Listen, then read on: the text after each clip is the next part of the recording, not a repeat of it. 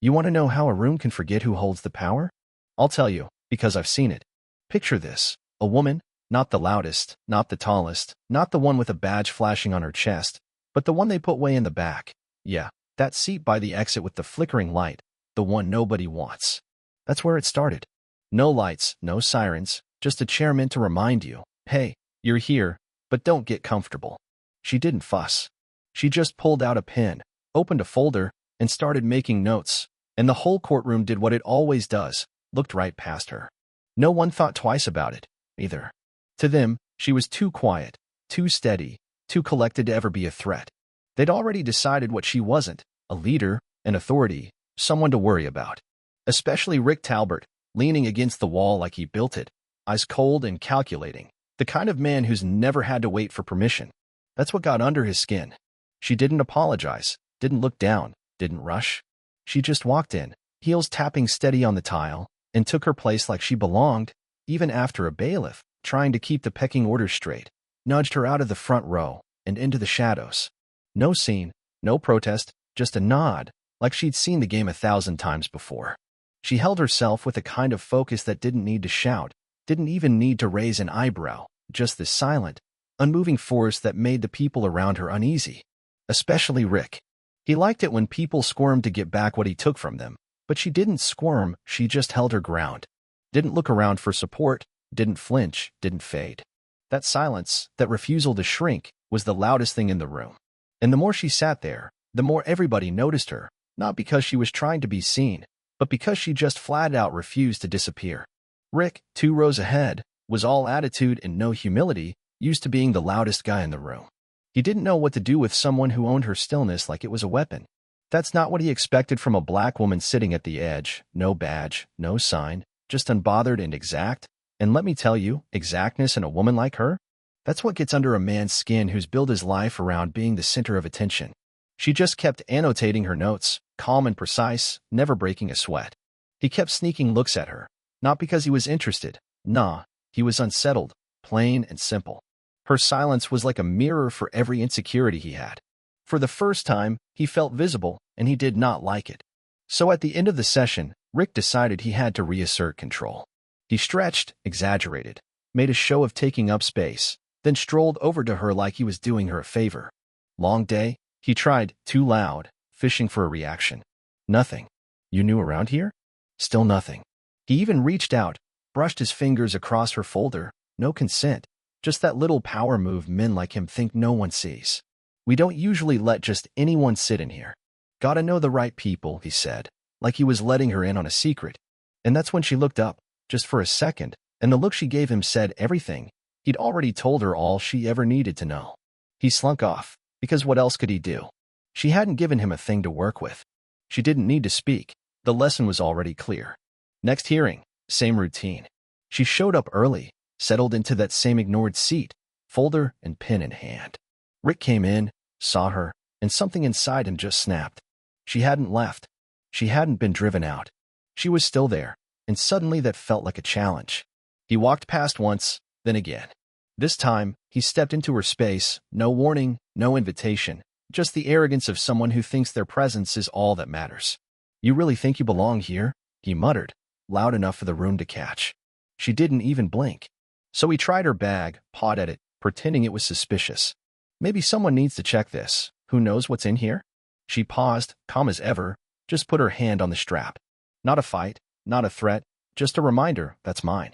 Rick, not getting the reaction he wanted, shoved her. Not a punch, but a push. The kind meant to say, I decide who sits here.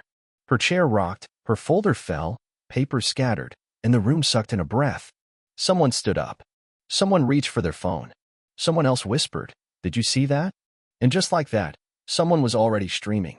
She bent down, collected her papers, no drama, just care, like she was used to picking up what others knocked down. Didn't look at Rick, didn't say a word. The message echoed anyway. You pushed her, for nothing but existing too calmly, and you did it in front of everyone. The judge walked in, took it all in, and for a beat, the room was thick with something electric. And then, with a sentence that hit like a shockwave, he looked not at Rick, but at her. If the chief would like a recess, the court will allow it. You could hear the air go out of the room. People turned. Wait, chief? Her? Rick's face went pale. She reached into her jacket, pulled out a wallet, flipped it open. Gold badge. Chief of Police, Celeste Monroe. Just fact. No speech. No show. Because that power? It had been hers all along. Suddenly, the whole room understood what had happened. They bent around their assumptions, let a bully run wild, never once asking who she was before trying to put her in her place. Now, the man who tried to silence her looked tiny, like a relic, and she hadn't raised her voice even once. That silence? It was a reckoning. The judge nodded, carefully now. The court reporter paused.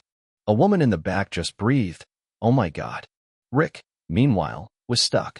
He stared, not at her badge, but at her hands, the same hands he tried to intimidate, the same hands that could now sign his suspension. He didn't just lose control. He never had it. He just didn't realize it until now. Celeste closed her badge wallet, tucked it away, and went right back to her notes. Like nothing happened, because for her, it hadn't. She'd always known who she was. The city found out next. The video hit the internet, and it was everywhere, captioned, clipped, on every timeline. She didn't comment, didn't give a statement, didn't need to. People saw it, remembered it, shared it. Rick's name?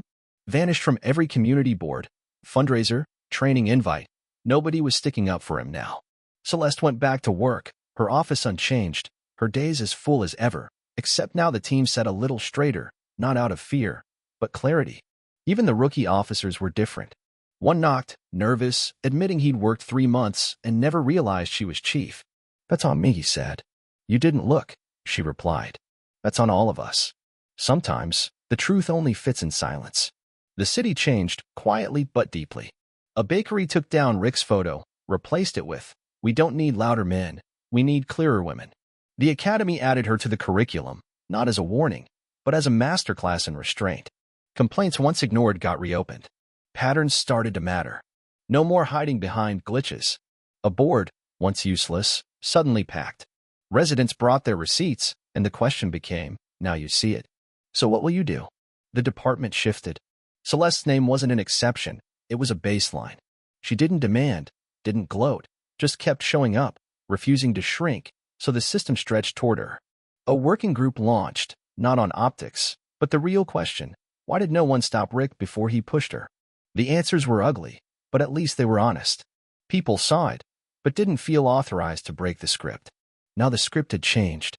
Celeste never asked for apologies. She asked for accountability. You owe me a second chance not to have to carry this alone, she told her team. That line ended up in memos, training, eventually in the culture itself. Slowly, the standard for power shifted. How do you recognize it when it doesn't look like yours? No statue.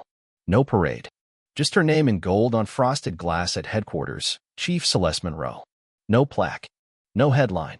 Just a name, finally not whispered. Her office was as tidy as ever, no trophies, just a strip of fabric with her motto, "Keep only what you dare to face every day." The real shift was in the air, people pausing before they spoke, weighing their words, measuring themselves against her not out of fear, but respect. Rick? He faded out. No drama. No press. Just gone, badge turned in, and nobody missed him. At a youth panel, a girl asked, "How did you know it was working?" Celeste replied, "When the room stopped asking what I was doing here and started adjusting around the fact that I was." No applause, just that hush where everyone finally got it. She didn't take power, she just stopped asking permission to have it.